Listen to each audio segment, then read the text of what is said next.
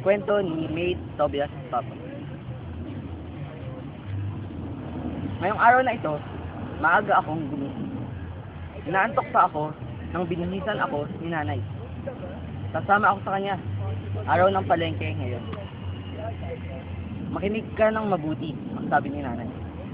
Tumawa ka sa akin ng mahigpit ha, para hindi ka mawala at hindi pwedeng magturo ng ipapabili.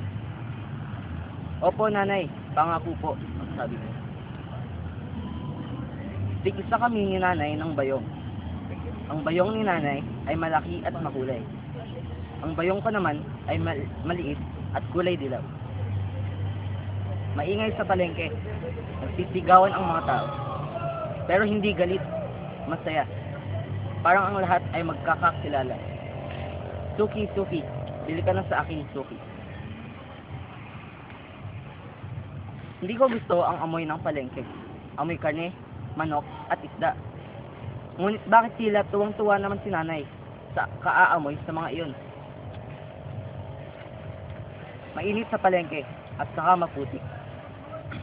Kaya pala gusto ni nanay na maaga kami.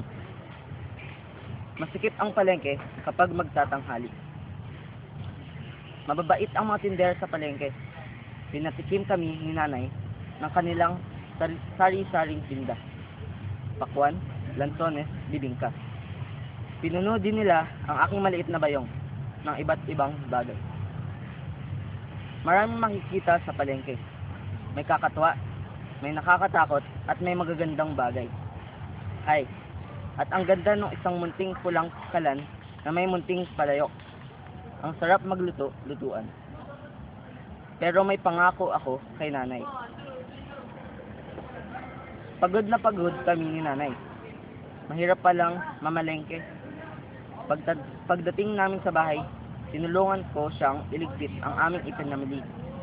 Teka, ano yung nakita kong nakabalot sa dyaryo? Parang pamilyar ang hugis. Parang isang munting kalan na may munting palayok. Salamat, nanay.